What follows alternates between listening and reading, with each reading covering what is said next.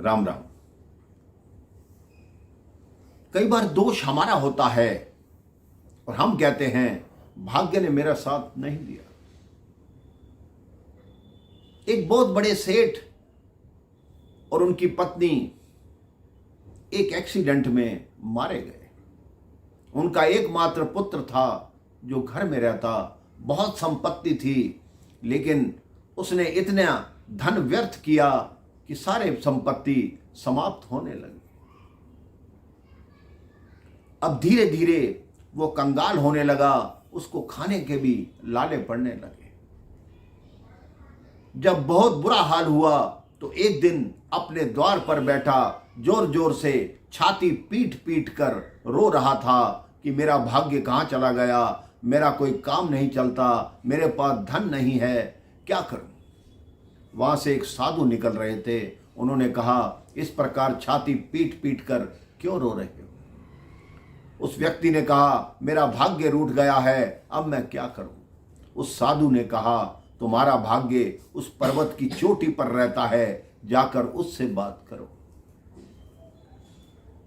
उसने साधु की बात को व्यंग समझा, मजाक समझा और चुपचाप जाके रात्रि को जब सोया तो स्वप्न में देखा भाग्य की तरह का एक व्यक्ति उस पर्वत की चोटी से उसकी छाती पर कूदा और जैसे वो छाती पीट पीट कर रो रहा था, वो भाग्य भी छाती पीट पीट कर रोने लगा।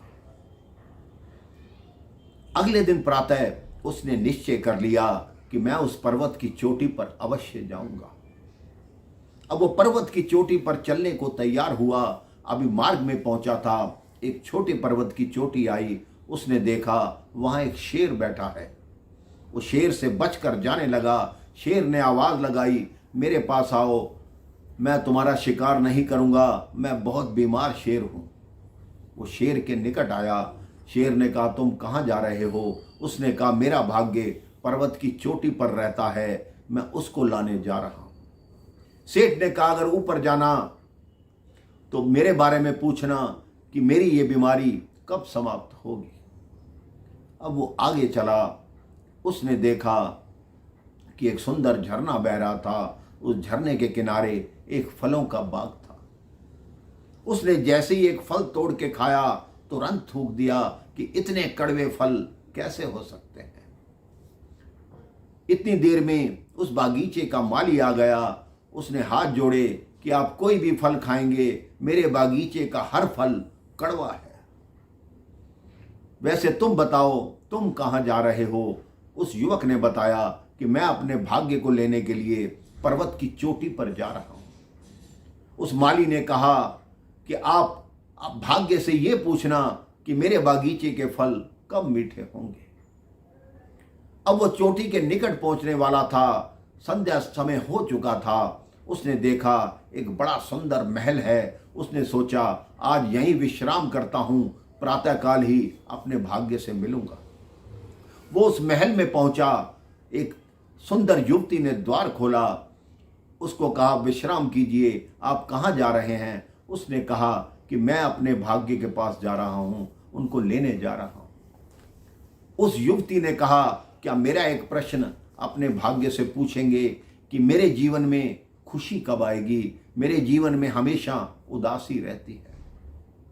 वो अगले दिन प्रातः उस पर्वत की चोटी पर पहुंचा तो उसने देखा भाग्य जैसा एक व्यक्ति उस चोटी पर बैठा था। उसने प्रणाम किया और कहा कि आप मेरे साथ चलो, आप मेरे भाग्य हैं। सबसे पहले जो शेर ने, माली ने और युवती ने उनसे प्रश्न पूछे थे, उन तीनों प्रश्नों का उत्तर पूछा। उस भाग्य ने उन तीनों प्रश्नों के उत्तर दे दिए और भाग्य ने कहा, तुम चलो, मैं तुम्हारे पीछे पीछे आ रहा हूं। अब वो युवक नीचे उतरने लगा। पहले महल में गया, फिर बागीचे में गया, अंत में शेर के पास आया। शेर ने कहा, आ गए। उन्होंने कहा, हाँ, तो मेरे प्रश्न का क्या उत्तर लाए। तो उस युवक ने बताया कि आपके बाद दो व्यक्तियों ने और भी प्रश्न पूछे थे, उनके उत्तर देकर मैं आपके पास आया हूं। तो शेर ने पूछा कि वो क्या प्रश्न थे और उनके क्या उत्तर थे। तो उस युवक ने बताया, उस युवती ने कहा था कि मेरे जीवन में खुशी कब आएगी? तो भाग्य ने बताया कि तुम्हारे जीवन में खुशी तब आएगी जब तुम अपने मन चाहे लड़के से विवाह कर लोगी। तो उस युवती ने मुझे ही कहा कि तुम मेरे से विवाह कर लो तो ये सारा महल तुम्हारा, सारी धन दौलत तुम्हारी। मैंने कहा मुझे तुम्हारी आवश्यकता नहीं, मेरा भाग्य मेरे पीछे आ रहा है, मेरा जीवन तो वैसे ही धन्य है। फिर मैं उस माली के पास गया, उस माली के बारे में बताया था कि जिस झरने का जल उसके बागीचे को लगता है, उस झरने के नीचे स्वर्ण दबा हुआ है। उस माली ने कहा वो स्वर्ण तुम ले जाओ ताकि मेरे बगीचे के फल मीठे हो जाएं। मैंने कहा मेरा भाग्य पीछे आ रहा है, मुझे स्वर्ण की क्या आवश्यकता है। सेठ ने कहा ठीक बात। तो सेठ ने कहा मेरे बारे में क्या बताया? तो उसने कहा तुम अगर किसी मूर्ख व्यक्ति का शीश खा लोगे तो उसके बाद तुम्हारी बीमारी ठीक हो जाएगी। शेर ने तुरंत उसको झपट्टा मारा कि इस दुनिया में तुमसे मूर्ख और कौन हो सकता है, जिसको भाग्य ने सब अवसर प्रदान किए लेकिन उसने ग्रहण नहीं किए। मैं तुम्हारा ही शीश खाऊंगा, तभी ही मेरी बीमारी ठीक होगी। शेर ने उसका शिकार कर लिया और उसको खा गया। हम भी अपने जीवन में यही सोचते हैं कि जो खराब हुआ है वो भाग्य ही नहीं था। अरे आपका भाग्य बनाना आपके कर्म करने से होता है। आप अच्छे कर्म करेंगे तो आपका भाग्य हमेशा साथ देगा। अपने जीवन में प्रभु का नाम लीजिए, अच्छे कर्म कीजिए, हमेशा खुश रहिए, सुखी रहिए। राम राम, जय श्री राम।